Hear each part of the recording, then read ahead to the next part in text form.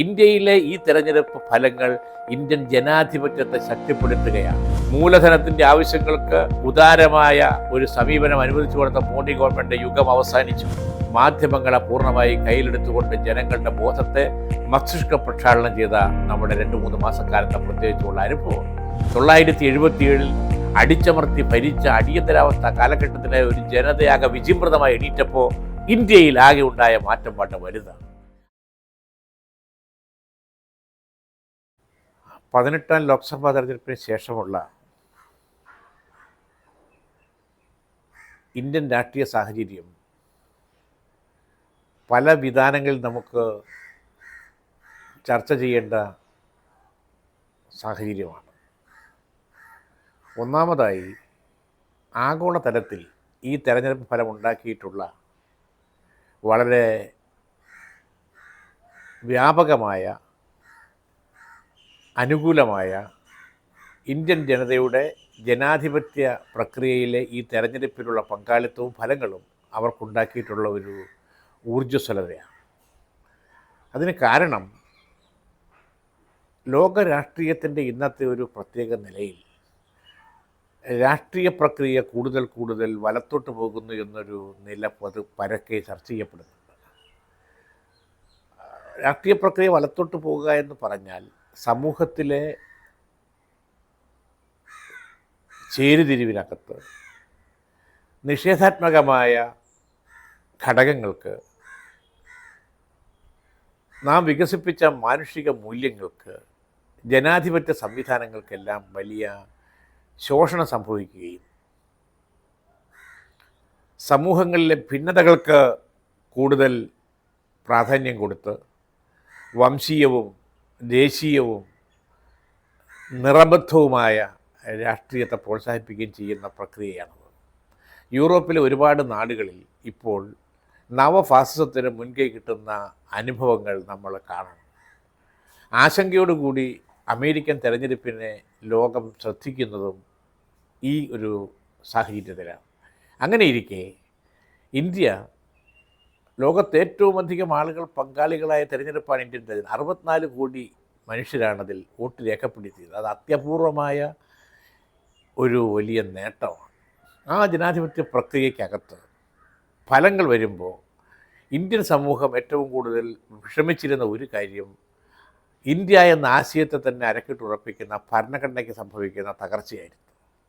രാഷ്ട്രീയ അധികാരം ഉപയോഗിച്ചുകൊണ്ട് അതൊരു ഏകകക്ഷി മേധാവിത്വത്തിലേക്ക് പോയിക്കൊണ്ട് മറ്റ് ഒരുപാട് വികസിപ്പിച്ചെടുത്ത സ്ഥാപനങ്ങളെയും സംവിധാനങ്ങളെയും എല്ലാം ദുർബലമാക്കുന്നൊരു പ്രക്രിയ കഴിഞ്ഞ 10 കൊല്ലമായിട്ട് ഇന്ത്യയിൽ നടന്നു വരുന്നൊരു പ്രശ്നമുണ്ടായിരുന്നു. ഇത് ആഗോളതലത്തിൽ ശ്രദ്ധിച്ച കാര്യമാണ്. ഇന്ത്യയുടെ ബഹുസ്വരതയും ഇന്ത്യയുടെ മതനിരപേക്ഷ സഹവർത്തിത്വത്തിൻ്റെ അന്തരീക്ഷവും ദുർബലമാകുന്നു എന്നൊരു പ്രശ്നം ഉയർന്നു വന്നിരുന്നു. അതിനെല്ലാം ഈ തെരഞ്ഞെടുപ്പിൻ്റെ ഫലം ശരിക്കും പറഞ്ഞാൽ വളരെ ക്രിയാത്മകമായ ഒരു ഉത്തരം പറഞ്ഞിരിക്കുകയാണ്. അതാണ് അതിൻ്റെ ഒന്നാമത്തെ കാര്യം.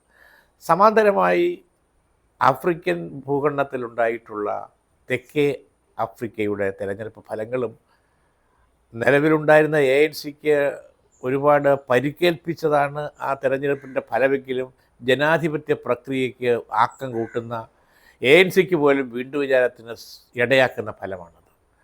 മറ്റൊന്ന്, അമേരിക്കൻ ഭൂഖണ്ഡത്തിൽ പ്രത്യേകിച്ച് തെക്ക് ഭാഗത്ത് മെക്സിക്കോയിൽ നടന്ന തെരഞ്ഞെടുപ്പ്, അതും ജനാധിപത്യത്തിൻ്റെ ഒരു വലിയ ഒരു സ്ഥിരീകരണമാണ്. കാരണം ഒരു വനിത 60% വോട്ടുകൾ നേടിക്കൊണ്ട് നേരിട്ട് പ്രസിഡൻ്റായി തിരഞ്ഞെടുക്കപ്പെടുന്ന അവിടെ സംവിധാനത്തിൽ ഉണ്ടാക്കിയിട്ടുള്ള മാറ്റങ്ങൾ സമൂഹത്തിൻ്റെ പ്രശ്നങ്ങൾക്ക് ഒരു സാമ്പത്തിക മേഖലയിൽ അവരുടെ പക്ഷത്തു നിന്നുകൊണ്ട് പരിഹാരം കാണാൻ നടത്തുന്ന മൂലധന ശക്തികൾക്കെതിരായ ഒരു മനോഭാവത്തിൻ്റെ വിജയമാണ്. ഈ പശ്ചാത്തലത്തിലാണ് ഇന്ത്യൻ തെരഞ്ഞെടുപ്പ് വിജയത്തിൻ്റെ ഒരു ആഗോള മാനം നാം മനസ്സിലാക്കേണ്ടത്. ഇന്ത്യക്കകത്തേക്ക് വന്നാൽ മറ്റേറെ കാര്യങ്ങളിലേക്ക് പോകുന്നില്ല. വളരെ വിപുലമായി ചർച്ച ചെയ്യപ്പെടേണ്ട ഒരുപാട് ഘടകങ്ങൾ അടങ്ങുന്ന ഒന്നാണ് ഈ തെരഞ്ഞെടുപ്പ് എങ്കിൽ പോലും ഇപ്പോൾ 2 പ്രശ്നങ്ങളിലേക്കാണ് ഞാൻ നിങ്ങളുടെ ശ്രദ്ധ ക്ഷണിക്കാൻ ആഗ്രഹിക്കുന്നത്. ഒന്നാമതായി, തെരഞ്ഞെടുപ്പിന് മുൻപുള്ള ഒരു അനുഭവം, ഒരു ഏകപക്ഷീയമായ പടയോട്ടത്തിനാണ് ഭരണകക്ഷി ശ്രമിച്ചത്. എന്ന് പറഞ്ഞാൽ എതിരാളികളെ അകാരണമായി പീഡിപ്പിക്കുക, തിരഞ്ഞെടുക്കപ്പെട്ട മുഖ്യമന്ത്രിമാർ വരെ ജയിലിലേക്ക് പോവുക, പ്രതിപക്ഷ പാർട്ടികൾക്ക് ഒരു ലെവൽ പ്ലേയിങ് ഫീൽഡ് കൊടുക്കാതെ അവരുടെ സാമ്പത്തിക സ്രോതസ്സ് പൂർണ്ണമായും അടച്ചു കളയുക. പ്രത്യേകിച്ച് കോൺഗ്രസിൻ്റെ എല്ലാം മുഴുവൻ ഫണ്ടും എക്സോസ്റ്റ് ചെയ്യുന്ന വിധത്തിൽ ഈ ഗവൺമെൻറ് ഇടപെട്ടു. ED വഴി, CBI വഴി, ഇൻകം ടാക്സ് വഴി. അത് കോൺഗ്രസിനായിട്ട് മാത്രമല്ല, എല്ലാ പാർട്ടികളെയും പ്രതിപക്ഷത്തുള്ളവരെ നിഷ്പ്രഭമാക്കുക, നിർവീര്യമാക്കുക എന്നൊരു നിലയിലെത്തി. ഇതൊരിക്കലും ഒരു ശരിയായ നടപടിയായിരുന്നില്ല. അത് മറുവശത്ത് ഇലക്ട്രൽ ബോണ്ട് പോലെയുള്ള വളരെ തെറ്റായ നിലയിൽ പണം സമ്പാദിക്കാൻ ഭരണകക്ഷിക്ക് രാഷ്ട്രീയ അധികാരം മാത്രം ഉപയോഗിച്ചുകൊണ്ട് അവസരം കൊടുക്കുന്നതിലേക്ക് എത്തിച്ച ഒരു സാഹചര്യം കൂടെ ഉണ്ടായിരുന്നു. അവിടെ ഒരു തരത്തിൽ ഒരു രക്ഷാ മാർഗം ഉണ്ടാക്കി കൊടുത്തത് ഇന്ത്യയുടെ സുപ്രീം കോടതിയാണ്. ജുഡീഷ്യറിയിലും ഈ ഗവൺമെൻറ് വലിയ തോതിൽ ഇടപെട്ടിരുന്നു. ജുഡീഷ്യറിയുടെ സ്വതന്ത്രമായ പ്രവർത്തനത്തെ അനുവദിക്കാത്ത വിധത്തിൽ ജഡ്ജിമാരുടെ നിയമനം മാത്രമല്ല, അവരുടെ സ്ഥലം മാറ്റങ്ങൾക്കകത്തെല്ലാം വ്യക്തമായൊരു രാഷ്ട്രീയ ലക്ഷ്യം വെച്ചുകൊണ്ട് വിമത സാധ്യതകൾ ഇല്ലാതാക്കുന്ന നീതിന്യായ സംവിധാനത്തിൻ്റെ പോലും നിഷ്പക്ഷമായ പ്രവർത്തനത്തെ ശരിക്കും പറഞ്ഞാൽ അസ്ഥിരീകരിക്കുന്ന നിലപാടിലേക്ക് പോയിരുന്നു. ആ സുപ്രീം കോടതിയാണ് ഇലക്ട്രൽ ബോണ്ടിനെതിരായി ഉറച്ച നിലപാട് സ്വീകരിച്ചത്. അത് ആ കാര്യത്തിൽ മാത്രമല്ല, ശരിക്കു പറഞ്ഞാൽ ഇന്ത്യയുടെ കേന്ദ്ര സംസ്ഥാന ബന്ധങ്ങളെ ഇതുപോലെ ദുർബലമാക്കിയൊരു കാലഘട്ടം വേറെയില്ല. ഇന്ത്യയുടെ ഒരു രാഷ്ട്രീയ ഘടനയുടെ ഭംഗി എന്ന് പറയുന്നതിൻ്റെ ഫെഡറൽ കാഴ്ചപ്പാടാണ്. ആ ഫെഡറൽ കാഴ്ചപ്പാടിനകത്ത് സംസ്ഥാനങ്ങൾക്കൊരു വലിയ സ്വാധീനമുണ്ട്. സ്വാധീനം എന്നല്ല പറയുന്നത്, ഒരു വലിയ സ്വത്വ അംഗീകാരമുണ്ട്. അത് യഥാർത്ഥത്തിൽ ഇന്ത്യയുടെ ഒരു ഘടനയ്ക്കകത്ത് അനിവാര്യമായത് കൊണ്ട് തന്നെയാണ് നമ്മൾ അംഗീകരിച്ചതും ഭരണഘടനയിൽ ഉൾപ്പെടുത്തി മുമ്പോട്ട് കൊണ്ടുപോകാൻ ശ്രമിക്കുന്നത്. സംതൃപ്തമായ സംസ്ഥാനങ്ങളാണ് ഒരു ശക്തമായ രാജ്യത്തിൻ്റെ കേന്ദ്ര ഗവൺമെൻറ്റിൻ്റെ പോലും അടിത്തറയാകേണ്ടത്.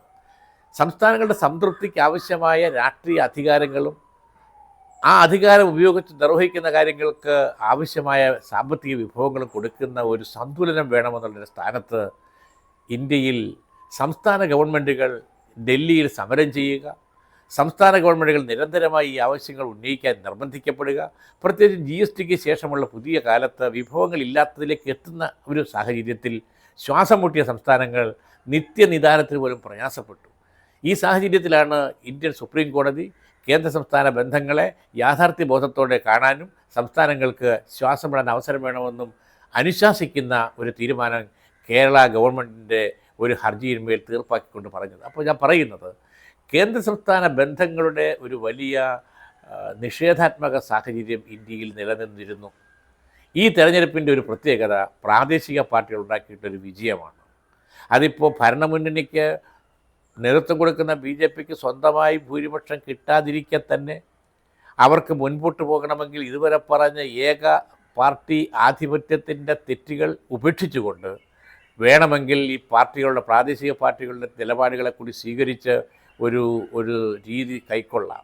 മോദിയുടെ ശരീരഭാഷ പതുക്കെ മാറി തുടങ്ങിയിട്ടുണ്ട്. നടുവൊടിഞ്ഞ BJPയുടെ നായകനായ മോദിയുടെ ഇന്നലത്തെ പാർലമെൻറ്റിലെ സംഭാഷണങ്ങൾക്കകത്ത് സഖ്യകക്ഷികളെല്ലാം ആദരിക്കുന്നത് പോലെയും എല്ലാവരുമായി സമവായം ഉണ്ടാക്കുന്നതിൻ്റെയെല്ലാം ഭാഷ കാണുന്നുണ്ട്. പക്ഷേ അത് എത്രത്തോളം ആത്മാർത്ഥമാണെന്നും അദ്ദേഹത്തിൻ്റെ ഇതുവരെയുള്ള വരവിൻ്റെ രീതി വെച്ച് നോക്കുമ്പോൾ ട്രാക്ക് റെക്കോർഡ് മാറ്റുമെന്നുള്ളതും ഇനിയുള്ള ദിവസങ്ങളിലേ കാണാൻ പറ്റും. ഏതായാലും പരിചയസമ്പന്നരായ നിതീഷ് നയിക്കുന്ന പാർട്ടിയും ചന്ദ്രബാബു നായിഡു നയിക്കുന്ന പാർട്ടിയും മോദിയുടെ ഏകപക്ഷീയമായ ഇതുവരെയുള്ള പോക്കിനെ അങ്ങനെ അനുവദിച്ചു കൊടുക്കാൻ ഇടയാകാത്ത പുതിയ ഘടകങ്ങൾ വന്നിട്ടുണ്ട്. ഒന്ന്, മോദിയും BJPയും മുൻപോട്ട് വെച്ച ഒരുപാട് പ്രോജക്റ്റുകൾക്ക് ഇനി അതുപോലെ പോകാനാവില്ല. ഒന്ന്, ജാതി സെൻസസിനെ അവർ എതിർത്തിരുന്നു.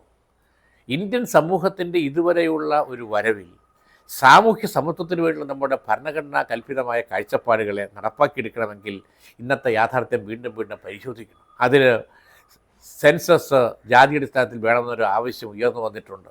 ഏതാണ്ട് പ്രതിപക്ഷത്തെ മിക്കവാറും പാർട്ടികൾ അതിനോട് യോജിച്ചു. ഒരുപക്ഷെ NDAക്കകത്തുള്ള BJP ഒഴികെയുള്ള പാർട്ടികൾക്ക് നിലപാടുണ്ടായിരുന്നു. ഇപ്പോൾ അതിൻ്റെ ഒരു ചാമ്പ്യനാവുകയാണ് നിതീഷ് കുമാർ. അതുകൊണ്ട് അതിനെ ഇനി പഴയതുപോലെ നിഷേധിക്കാനാവില്ല. അതുപോലെ തന്നെയാണ് മുസ്ലിം ജനവിഭാഗത്തെ എങ്ങനെ കാണണം.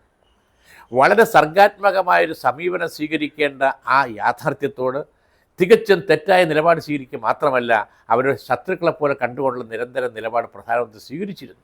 ഇലക്ഷൻ കമ്മീഷൻ പോലും യഥാർത്ഥത്തിൽ എടുക്കേണ്ട നിലപാടെടുക്കാതെ മോദിയുടെ ആവർത്തിച്ചുള്ള വിദ്വേഷ പ്രസംഗങ്ങളുടെ മുമ്പിൽ സ്തംഭിച്ചു നിന്നു.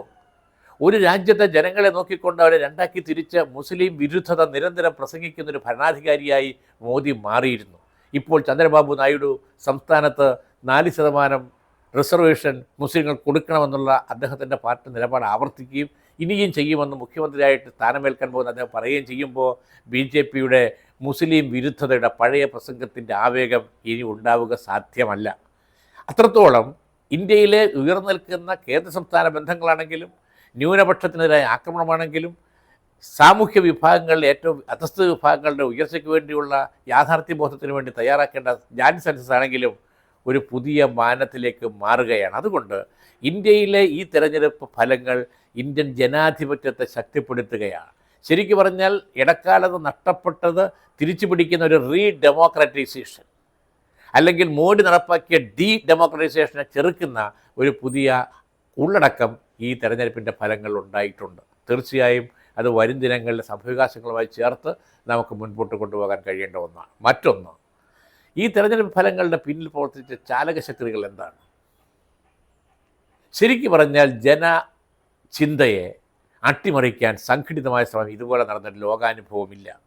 നമുക്കറിയാം മൂലധനത്തിൻ്റെ ശക്തി. ധനമൂലധനം ഈ കാലഘട്ടത്തിൽ വലിയ ഇടപെടലാണ് ഇന്ത്യൻ സമൂഹത്തിൽ നടത്തിയത്. അതിൻ്റെ ഏറ്റവും നല്ല തെളിവാണ് മാധ്യമങ്ങളെ പൂർണ്ണമായി കയ്യിലെടുത്തുകൊണ്ട് ജനങ്ങളുടെ ബോധത്തെ മസ്തിഷ്ക പ്രക്ഷാളനം ചെയ്ത നമ്മുടെ 2-3 മാസക്കാലത്തെ പ്രത്യേകിച്ചുള്ള അനുഭവം.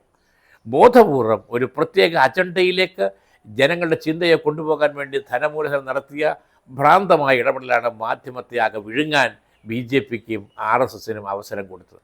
അതിൻ്റെ ഏറ്റവും നികൃഷ്ടമായ ഒരു ഫലമായിരുന്നു കാളകൂടം പുറത്തേക്ക് വന്നതുപോലെ എക്സിറ്റ് പോളുകൾ പുറത്തു വന്നത്. പോസ്റ്റ് പോൾ എക്സിറ്റ് ഫലങ്ങളെന്ന് പറഞ്ഞു വന്നത് എത്രമാത്രം വഞ്ചനാപരമായിരുന്നു. പ്രകടമായൊരു യാഥാർത്ഥ്യത്തെ മറച്ചു പിടിച്ചുകൊണ്ട് തെരഞ്ഞെടുപ്പ് ഫലം ഇന്നതായിരിക്കുമെന്ന് വ്യാപക സാർവത്രികമായി ഒന്നൊഴിയാത്ത എല്ലാ മാധ്യമങ്ങളെയും ഉപയോഗിച്ചുകൊണ്ട് നടത്തിയ ആ പ്രചാരണത്തെ നല്ലതുപോലെ ചെറുക്കാൻ ഇന്ത്യ മുന്നണിയിലെ ഘടക പാർട്ടികൾ ആ സമയത്ത് സന്നദ്ധമായി എന്നുള്ളത് പ്രധാനമാണ്.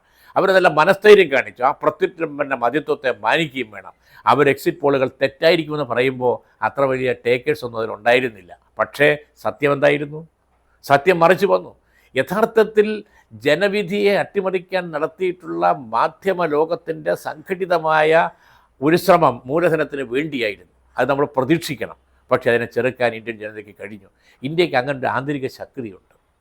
1977 അടിച്ചമർത്തി ഭരിച്ച അടിയന്തരാവസ്ഥ കാലഘട്ടത്തിലെ ഒരു ജനതയാകെ വിചിമ്രതമായി എണീറ്റപ്പോൾ ഇന്ത്യയിൽ ആകെ ഉണ്ടായ മാറ്റം വളരെ വലുതാണ്.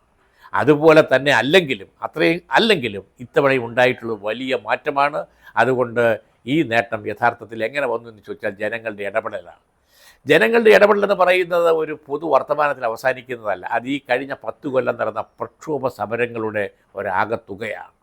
പ്രക്ഷോഭ സമരങ്ങൾ പല മാനങ്ങളുണ്ട്. ഒന്ന് ഞാൻ പറയാം, പ്രകൃതിയുടെ ഒരു ഒരു ഒരു ഒരു ഒരു യാഥാർത്ഥ്യത്തെ മാനിക്കുന്ന ഒരു നിലപാടില്ലാതെ പ്രകൃതി ചൂഷണത്തിന് ഇത്രയും വലിയ ഒരു ഊന്നൽ കൊടുത്തൊരു ഗവൺമെൻറ് വേറെ ലോകത്തുണ്ടാവില്ല. ഈ സമീപകാല വർഷങ്ങളിൽ പ്രകൃതി ചൂഷണത്തിന് ഏറ്റവും വലിയ സ്വാതന്ത്ര്യം മൂലധനത്തിന് കൊടുത്ത ഒരു ഗവൺമെൻറ് ഇന്ത്യ ഗവൺമെൻറ്റാണ്. അതിനെതിരായി ഇന്ത്യയിലെമ്പാടും പ്രക്ഷോഭങ്ങൾ നടന്നു. ആദിവാസികൾ നടത്തി, വനസംരക്ഷണത്തിന് നടന്നു, ഖനനത്തിനെതിരായിട്ട് നടന്നു. ഇതെല്ലാം ഒരു സന്തുലിതമായി ശാസ്ത്രീയമായി ദീർഘകാല നിലപാടിൽ ചെയ്യുന്നതിന് പകരം മൂലധന ശക്തികൾക്ക് വേണ്ടി അത് തുറന്നിട്ട് കൊടുക്കുന്ന തെറ്റിനെതിരെ ഒരു വലിയ സമരത്തിൻ്റെ ഒരു ധാര ഇവിടെ ഉണ്ടായിട്ടുണ്ട്. ഒന്ന് അതാണ്. മറ്റൊന്ന്, അവകാശങ്ങൾക്ക് വേണ്ടി നടത്തിയിട്ടുള്ള ദളിത്, അതുപോലെ തന്നെ ആദിവാസി വിഭാഗങ്ങളുടെയും പിന്നോക്ക വിഭാഗങ്ങളുടെയും വ്യാപകമായ പ്രക്ഷോഭങ്ങൾ നടന്നത്. അതൊക്കെ ആ സാമൂഹ്യ വിഭാഗങ്ങളുടെ എന്നതിനേക്കാളും വർഗപരമായി തന്നെ അതിൻ്റെ പ്രശ്നങ്ങൾ മുൻപോട്ട് വെച്ചത് തൊഴിലാളികളും കൃഷിക്കാരുമാണ്. ആ തൊഴിലാളികളുടെയും കൃഷിക്കാരുടെയും സമരം ചെറുതായിരുന്നില്ല. ഒരുപക്ഷെ ലോക സമരങ്ങളുടെ ചരിത്രത്തിൽ കർഷക സമരത്തിന് വലിയ പ്രാധാന്യമാണ്. അതിൻ്റെ സ്വാധീനം തെരഞ്ഞെടുപ്പിൽ വന്നിട്ടുണ്ട്. ഹരിയാനയിലെ, പഞ്ചാബിലെ, പശ്ചിമ UP-യിലെ, രാജസ്ഥാനിലെ തെരഞ്ഞെടുപ്പ് ഫലങ്ങൾക്കകത്ത് സ്വാധീനം ചെലുത്തുന്ന ഏറ്റവും മഹാരാഷ്ട്ര ഏറ്റവും വലിയ ഘടകം കർഷക സമരങ്ങൾ തന്നെയാണ്. ആ പ്രശ്നം തീർന്നിട്ടില്ല. MSPക്ക് വേണ്ടിയുള്ള സമരം ഇനിയും എപ്പോഴും ആളിക്കത്തിയേക്കാവുന്ന കനലായി തുടരുന്ന ഘടകമാണ്. അതിനോട് എന്താണ് BJPയുടെ നിലപാട്? നിഷേധാത്മകമായി ഇനിയും അങ്ങനെ തുടരുമോ? തുടർന്നാൽ സമരങ്ങൾക്ക് പഴയ മാനം മതിയാവുമോ? അതൊരു ഗൗരവമുള്ള പ്രശ്നമാണ്. മാത്രമല്ല, തൊഴിലാളികൾ ഇന്ത്യയിലേക്ക് ഇപ്പോൾ മൂലധനം വരുന്നത് നമ്മളുടെ രാജ്യം ശക്തിപ്പെടുത്താൻ വേണ്ടിയുള്ള മൂലധനത്തിൻ്റെ ആഗ്രഹം കൊണ്ടല്ല. ഇന്ത്യ ഏറ്റവും വലിയ മാർക്കറ്റാണ്. ഇന്ത്യയിലെ ആസ്പിരേഷണൽ യൂത്ത് അടങ്ങുന്ന ജനസംഖ്യയിലെ യൗവന നിബിഡമായ സാഹചര്യം ഇതിനെ ഒരു വലിയ മാർക്കറ്റായി കണക്കാക്കാൻ മൂലധന ശക്തികൾ കണക്കാക്കുന്നു, അല്ലെങ്കിൽ അങ്ങനെ കാണുന്നു. അവർ മാത്രമല്ല, മൂലധന ശക്തികൾ അങ്ങനെ കാണുന്നതിനൊപ്പം തന്നെ അവർക്ക് മറ്റൊന്നുകൂടി അറിയാം. ചൂഷണത്തിൻ്റെ ഏറ്റവും പ്രധാനപ്പെട്ട ഒരു അടിത്തറ മനുഷ്യൻ്റെ അധ്വാനത്തെ ചൂഷണം ചെയ്യലാണ്. പ്രകൃതി വിഭവങ്ങളെയും മനുഷ്യ അധ്വാനത്തെയും ചൂഷണം ചെയ്യുന്നതിൽ ഇന്ത്യയിലെ ഈ പ്രായത്തിൻ്റെ യൗവനത്തിൻ്റെ അധികതയുള്ള ജനസംഖ്യ ഘടകത്തിനകത്ത് ചെറുപ്പക്കാരുടെ അധ്വാനത്തെ അല്ലെങ്കിൽ മുഴുവൻ അധ്വാനത്തെയും ഏറ്റവും കുറഞ്ഞ വിലയ്ക്ക് കിട്ടാൻ വേണ്ടിയുള്ള ഒരുപാട് ഭേദഗതികളും നിർദ്ദേശങ്ങളും ഈ ഗവൺമെൻറ് മേശപ്പുറത്തുണ്ട്. പലതും നടപ്പാക്കാൻ കഴിഞ്ഞിട്ടില്ല. ഞാൻ ഉറപ്പിച്ച് പറയുന്നു, തൊഴിൽ മണ്ഡലത്തിലെ മൂലധനത്തിൻ്റെ ആവശ്യങ്ങൾക്ക് ഉദാരമായ ഒരു സമീപനം അനുവദിച്ചു കൊടുത്ത മോഡി ഗവൺമെൻറ് യുഗം അവസാനിച്ചു. അത് ആകെ ഒന്ന് തിരുത്തി കെട്ടഴിച്ച് പുനഃസ്ഥാപിക്കേണ്ടതായി വരും. എന്തുകൊണ്ടെന്നാൽ അധ്വാനത്തെ ചുളുങ്ങിയ വിലയ്ക്ക് കൊടുക്കുന്നത് ഈ രാജ്യത്തിൻ്റെ സമ്പത്ത് ഊറ്റിക്കൊണ്ടുപോകലാണ്. നമുക്കിവിടെ മതിയായ സമ്പത്തുണ്ട്. സമ്പത്തിൻ്റെ വിതരണത്തിലെ തെറ്റാണ് ഇവിടെ വേതനത്തിൻ്റെ കാര്യത്തിൽ സംഭവിക്കുന്ന അസ്ഥിരത. വേതനത്തിന് മതിയായ അംഗീകാരം കൊടുക്കാൻ ഗവൺമെൻറ്റുകൾ തയ്യാറാക്കണം. മിനിമം വേതനത്തിന് ദേശീയമായൊരു അടിസ്ഥാനം വേണം. പ്രാദേശികമായ പ്രത്യേകതകൾ പരിഗണിച്ചുകൊണ്ടുള്ള പ്രത്യേകതകൾ വേണം. അങ്ങനെ മിനിമം വേജല്ല, ഒരു ജീവിക്കാൻ ആവശ്യമായ വേജ് എല്ലാവർക്കും കിട്ടാനും അതിനിടയാക്കുന്ന തൊഴിൽ എല്ലാവർക്കും കിട്ടാനും ഇന്ത്യക്കകത്ത് സാഹചര്യങ്ങളുണ്ട്. ഇന്ത്യയുടെ പ്രകൃതി വിഭവങ്ങൾ അത്ര അപാരമാണ്. ഇന്ത്യയുടെ മനുഷ്യശേഷിയുടെ സാധ്യതകൾ നമ്മളിപ്പോൾ ലോകത്ത് കാണിച്ചുകൊണ്ടിരിക്കുകയാണ്. അപ്പോൾ അതിനെ സംയോജിപ്പിക്കുന്ന കാര്യത്തിൽ ഗവൺമെൻറ്റിൻ്റെ സമീപനം ഇവരെ ചുരുങ്ങിയ വിലയ്ക്ക് മൂലധനത്തിൻ്റെ തൊഴിൽ കിട്ടലാണെങ്കിൽ അത് അനുവദിക്കാനാവില്ലെന്നുള്ള ഇതുവരെ നടന്ന സമരത്തിന് പുതിയ മാനം വരെ. ഇനി വരാൻ പോകുന്നത് ഈ കാര്യത്തിൽ തൊഴിലാളികളും കൃഷിക്കാരെയും യോജിച്ചുള്ള പ്രക്ഷോഭം ഇതുവരെ നടന്നത് ഒരു പുതിയ ഉയരത്തിലേക്ക് പോകും. തീർച്ചയായും പാർലമെൻറ്റിൽ പഴയതുപോലെ പോവില്ല. പാർലമെൻറ്റ് കൂടാതിരിക്കുക, കൂടിയാൽ ചോദ്യങ്ങൾ സമ്മതിക്കാതിരിക്കുക, ചോദ്യം ചോദിച്ചാൽ പാർലമെൻറ്റ് അംഗങ്ങളെ കൂട്ടത്തോടെ പറഞ്ഞു വിടുക എന്നുള്ള പണി പഴയതുപോലെ നടത്താൻ പറ്റാത്ത പുതിയ ഒരു സ്ഥിതിവിശേഷം പാർലമെൻറ്റിൽ വരും. കാരണം ചോദ്യങ്ങൾക്ക് ഉത്തരം പറയാനുള്ള ബാധ്യതകൾക്ക് പുതിയ ഒരു സാഹചര്യം സംഭവിക്കാൻ പോകുകയാണ്. തീർച്ചയായും ഇന്ത്യൻ പാർലമെൻറ്റ് ജനാധിപത്യ പ്രക്രിയയുടെ ഏറ്റവും മികച്ച ഒരു പോരാട്ട ഇടമായി മാറാനുള്ള സാഹചര്യം ഒരുക്കുകയാണ് ഈ തെരഞ്ഞെടുപ്പ് ചെയ്തിട്ടുള്ളത്. തീർച്ചയായും ആ ഒരു ഫലമുണ്ടാക്കി തെരഞ്ഞെടുപ്പിൻ്റെ അവലോകനം ശാസ്ത്രീയമായി ഒരുപാട് ഘടകങ്ങളിൽ നടത്തേണ്ടതുണ്ട്. ഇന്ത്യൻ രാഷ്ട്രീയത്തിലെ ഏറ്റവും ശക്തമായ മുന്നണി വിഭാഗമായ ഇടതുപക്ഷത്തിൻ്റെ കേരളത്തിലെ തെരഞ്ഞെടുപ്പ് പരാജയം പ്രത്യേകം പരിശോധിക്കേണ്ട ഒന്നാണ്. BJP ഒഴിവാക്കാനുള്ള ദേശീയ പോരാട്ടത്തിൽ ഈ തെരഞ്ഞെടുപ്പ് ഫലത്തിൽ ഇടതുപക്ഷത്തിന് അർഹിക്കുന്ന ഒരു അംഗീകാരം കിട്ടിയിട്ടില്ലെന്നുള്ളത് സൂക്ഷ്മമായ പരിശോധനയ്ക്കും തിരുത്തലുകൾക്കും ഭാവിയിലേക്കുള്ള മുന്നേറ്റത്തിന് ആവശ്യമായ ഊർജ്ജം സ്വീകരിക്കുന്നതിനുള്ള നടപടികളിലേക്ക് നീങ്ങേണ്ട ഒന്നുകൂടിയാണെന്ന് ഇപ്പോൾ പറയുന്നു. ആ കാര്യം നമുക്ക് പിന്നീട് പരിശോധിക്കാവുന്നതാണ്.